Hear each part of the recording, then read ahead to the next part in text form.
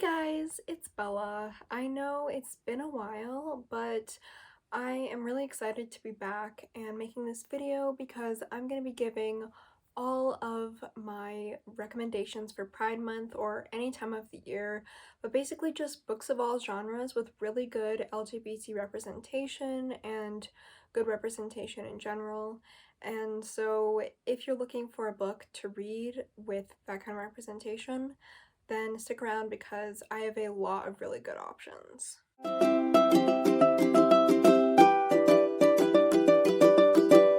Basically, how I'm gonna do this is I'm going to go by genre or type of book and just give my thoughts and recommendations for different books that have good LGBT representation. Of course, this is just my opinion. You guys could totally disagree if you like these books or not. And of course, I haven't read everything that's out there. There could be plenty of books that I missed. So the first genre that I'm going to start with is going to be the contemporaries / romances. The first book that I'm going to recommend is the one that I've read the most recent, and that is Felix Ever After. Felix Ever After is a book about a trans guy trying to figure out his identity and his place in the world, along with trying to figure out his love life and why he hasn't fallen in love yet, which is, I think, something that we can all relate to regardless of whether you're LGBT or not.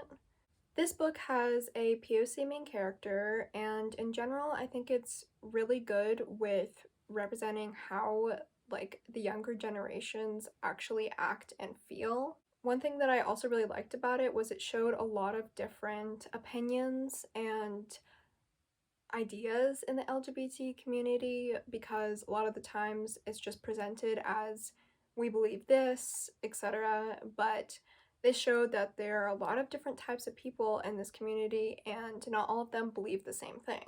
Of course, that sounds obvious, but that isn't the kind of representation that we get a lot of the times. This book had romance, like a quasi kind of love triangle, and it had a lot of inner turmoil, which me personally could relate to some of it, and I'm sure a lot of people in this community could relate to. And in general, I just think we need more trans representation because we don't see a lot of it in books, contemporary books, much less other genres like fantasy. So I really loved this book because I think it teaches you a lot about how trans kids have to struggle through a lot of different things.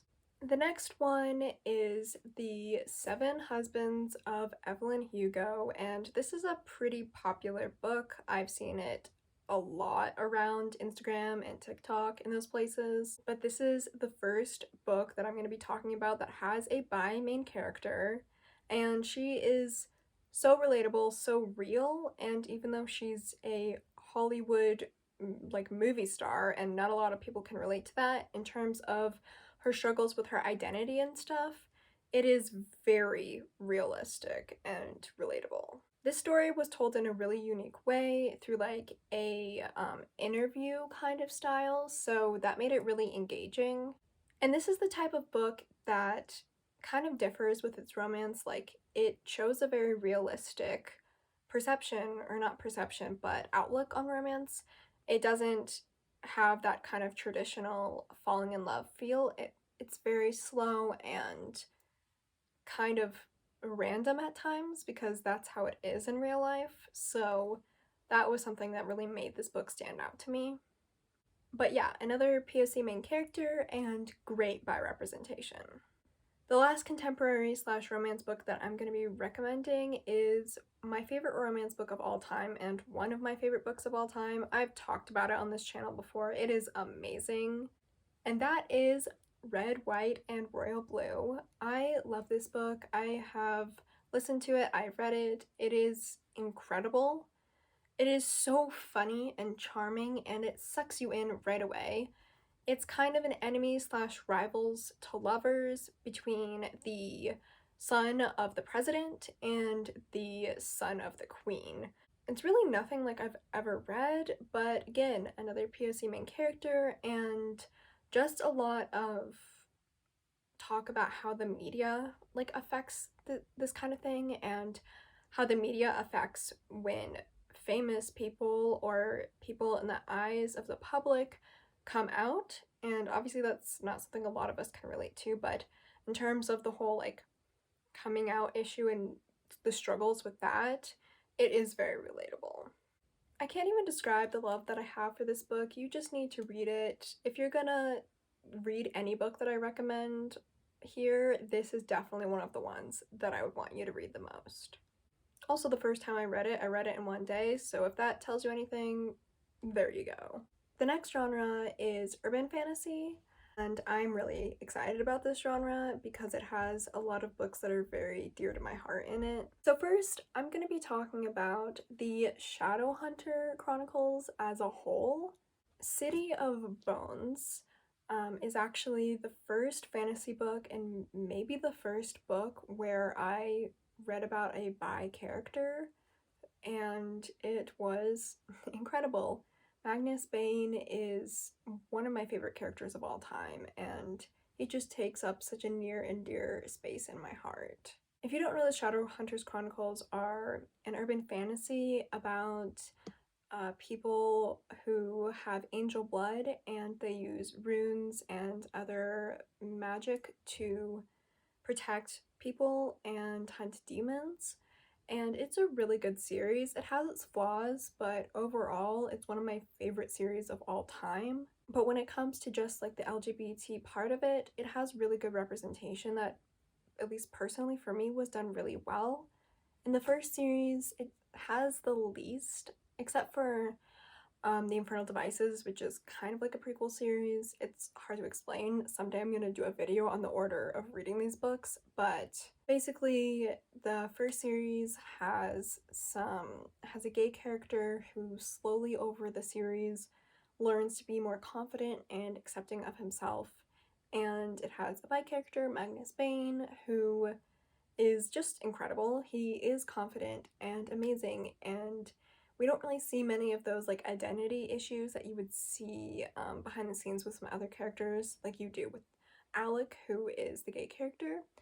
But you do see some inner turmoil with him when it comes to dating and being in a relationship with someone who isn't out, which can be a very hard thing to do.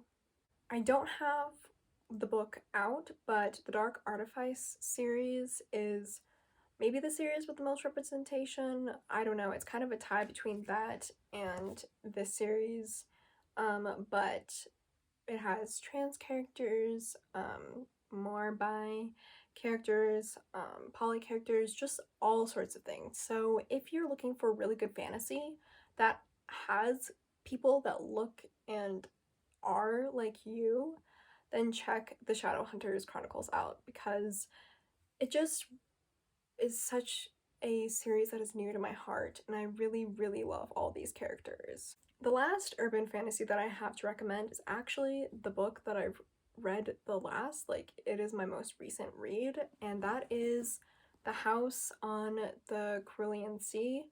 I hope that's how you pronounce that. That's how I pronounced it in my head, but I loved this book so, so, so much. It is so sweet and genuine and real, and having gay characters in it is just a part of the book. It's not really the focus, which is what I like so much about books like Shadowhunters and like this, is because you can just read about main characters that are like yourself without having that being the focus of the book. Like you can just be in a fantasy and have like a real plot and everything. Not saying that like contemporary books that are about like coming out or figuring out yourself aren't good. That's why I love both of them, but it's just great to be able to have both. And like the quote from V.E. Schwab, one of my favorite authors, on the front says, it's like being wrapped in a big gay blanket, which is very true. It's just so sweet and heartfelt and has so many good lessons in it. So The House on the Cerulean Sea is basically about a guy who works at this kind of like corporation in this fantasy world. His job is to go out to orphanages and just like inspect them to see if they're safe for the kids, but obviously like this corporation doesn't really care about the kids because the kids are magical beings, and they're kind of looked down upon by society, but the main character genuinely does care about the kids, and eventually he goes to this house, which is filled with very powerful and strong kids that he has never seen anything like them before.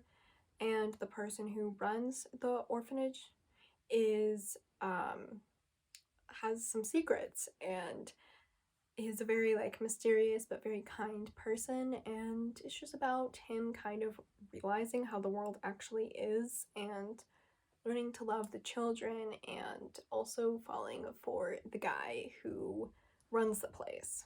Very sweet, I would highly recommend. Okay, next we're on to high fantasy, and this again has one of my favorite books of all time in it, and I'm so excited, but I'm going to share that one with you last, even though it's very popular, so I'm sure you've seen it coming, or maybe it's even on the thumbnail, I don't know. But the first one that I'm going to be talking about is The Priory of the Orange Tree, which I read last year, around this time. It was actually one of my first videos that I ever did. It was a readathon where I read this, and it's thick, as you can see. It's a lot, and it seems very intimidating, but it is one of the, maybe the only, like, super adult books that are in here. Sorry, I got cut off, but like I was saying, it's very slow paced and it takes its time with the details. The world building is amazing. The characters are incredible. It's just very rich in everything it does. And while it might have not been my favorite book out of all of these, just simply because it wasn't as much what I like to read usually, I did love it. And it has dragons. It is a sapphic book with dragons, so like, is that, do I have to really say any more? Because that's literally all it took to convince me to read it, and I didn't regret it. So if you're looking for a more mature book, fantasy with dragons, and it has sapphics in it, then definitely check this one out. Next, I have The Mermaid, the Witch, and the Sea, which is kind of a short little book. It has a trans character. It has either lesbian or bi, can't remember, but as the title would ensue, it has mermaids, and it has witches, and it has pirates, and it is just a very lovely book with a kind of simple but very rich plot, and I don't know, I don't have a whole lot to say about this book, but if you're looking for a good fantasy read with diverse characters and an interesting story, then pick this one up. The next one that I'm going to talk about is probably one that you have all heard about, but I am recommending it because you've heard about it for a reason. It's very good, and that is The Song of Achilles. This is a retelling of the story of Achilles and Patroclus and just their general adventures and everything. So it is a romance book, but I am putting it in this category because it's like a mythology retelling, so I didn't really know where to put it. But for those of you who love Greek mythology and want to read about gay characters, this is the book for you. The writing was beautiful and it made me cry. It's very sad, but very beautiful and powerful, and I just love it as both a mythology retelling and as a gay book. The last high fantasy book I have for you all is one that I love so, so, so much. It is very dear to my heart, and that is Six of Crows by Leigh Bardugo. I love all of her books, and all of her books have good representation, but this series, the Six of Crows duology, with Six of Crows and Crooked Kingdom, in my opinion, is the books with the best representation that she's written, and they're also my favorite books of hers, and some of my favorite books of all time. So in this duology, we have a group of criminals who all have different backstories and very different personalities, and they go on heists and also kind of get to know each other, and we see their character development throughout the whole thing. This has disabilities, characters with disabilities, mental and physical. It has a lot of good representation for trauma and just really complex, amazing characters, bi characters, gay characters. It's just amazing. Like I said with Red, White, and Royal Blue, if there are any books on this list that you choose to read, this is one of the ones that I would want it to be. Like, it is amazing, incredible, just a great book. I love it so much. Okay, so we have our last genre and our last book, and the genre is graphic novel, and by that you can probably guess what the book's gonna be. It's basic, but there's a reason everyone loves it. It's because it's amazing, and that is Heartstopper, which recently got turned into a Netflix TV show, which was also amazing.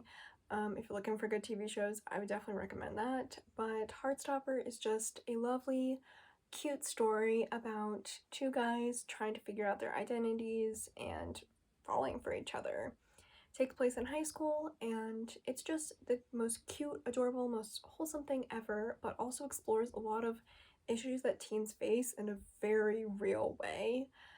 There are 4 graphic novels out right now, and there's going to be a 5th one this year. My favorite are probably like the first 2. I'm not 100% sure about that though, but I would definitely read it. It's adorable. You can also, if you don't want to buy it, you can read it on Webtoons or another site for online webcomics, because that's what it originally was, and then it got published as a book. So yeah, that was my list of LGBT books or books with LGBT representation that you should read this Pride Month or any time of the year, and I hope you all enjoyed it. Whether you're in that community or not, I think it's really important to kind of read different things than you normally would, or read about different people than you normally would, because that's really how we all like get to know each other and get rid of the prejudices we might have. If you like this kind of content, make sure to like, subscribe, and turn on those post notifications.